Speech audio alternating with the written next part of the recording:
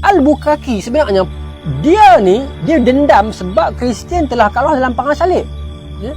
Maka dia fikir untuk dia nak balas dendam kepada orang Islam. Bila orang Islam ambil kota Baitul Maqdis, dia perlu ambil Mekah dan Madinah. Ini disebutkan oleh Al-Bukhari. Buku ni tuan-tuan, buku Empire Uthmaniyah yang ditulis oleh Dr. Ali Muhammad Salabi, ni buku lama asalnya ni dibeli wajah baru. Adalah buku tentang apa ni? Tentang Turki Uthmaniyah. Tetapi di dalamnya nanti, ini bukan buku orang Melayu, ni bukan buku orang Malaysia, ni bukan terbitan orang Malaysia, ni buku Turki. Terjemahan lah Indonesia. Tetapi di dalamnya ini nanti akan ada cerita tentang Melaka. Maka Al-Bukhari menawarkan kepada Shah Ismail untuk bersatu. Angkatan Portugis dan Safawi bertembung lawan dengan Sultan Salim Uthmaniyah. Dalam perjanjian tersebut, armada Portugis akan membantu tentera Parsi menyerang Bahrain dan Qatif. Portugis akan membantu Shah Ismail menghapuskan pemberontakan di Makran dan Balochistan. Kedua-dua pihak iaitu Portugis dan Parsi akan mengadakan kerjasama menentang Uthmani. Bahkan Al-Bukhari mengatakan kepada Shah Ismail yang pertama, kalau tuanku nak pergi serang Mekah dan Madinah pun, lagi saya suka, lagi saya akan bantu. Surat yang diutus oleh Al-Bukhari kepada Shah Ismail As-Safawi, surat ini berbunyi, saya amat menghargai penghormatan yang Tuan berikan kepada penganut Kristian di negara Tuan. Saya menawarkan kepada Tuan armada laut, tentera dan senjata untuk mengalahkan kota-kota Turki di India.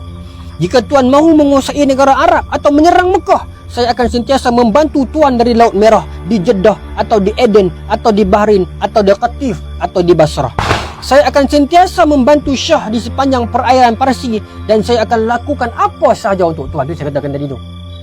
Anything for you.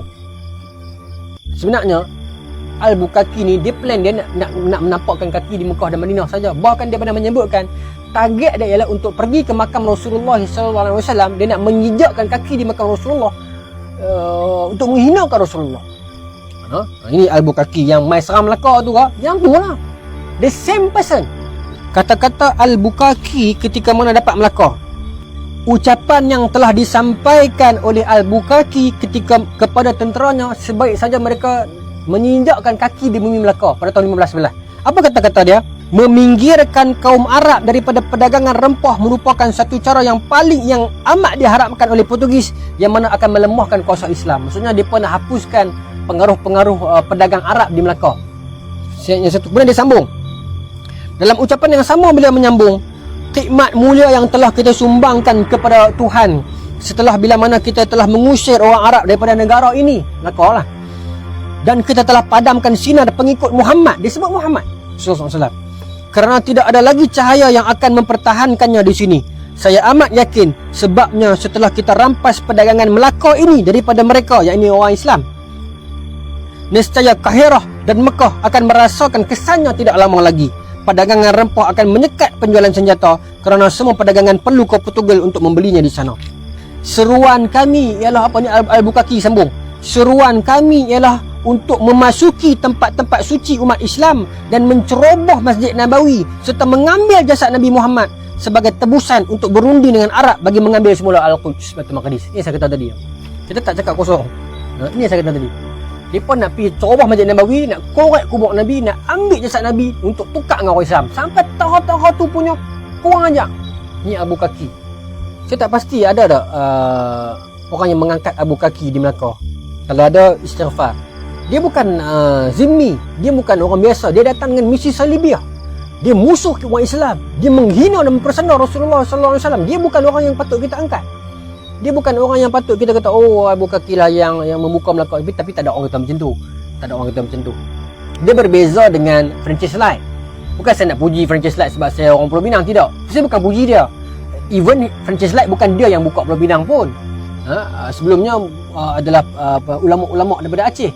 Tapi dia punya misi tu tidaklah sekeras seperti mana Al-Bukhari yang datang dengan misi Salibiah yang memang betul-betul menyebutkan tentang Muhammad dan nak bongkar kubur, nak ambil jasad untuk dapatkan sekolah Baitul Maqdis.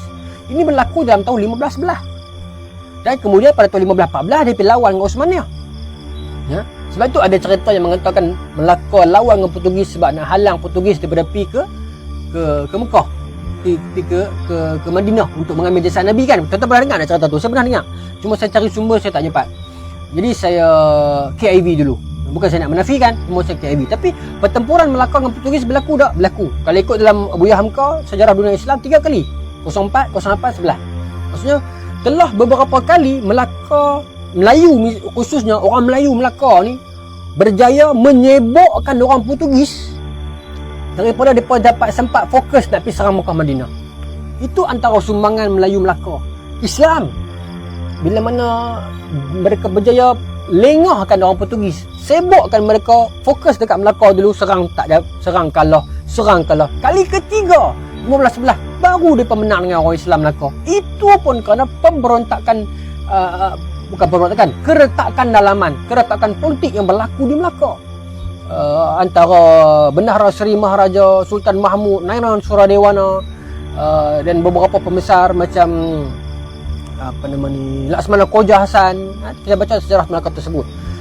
Itulah nasib orang Melayu ni.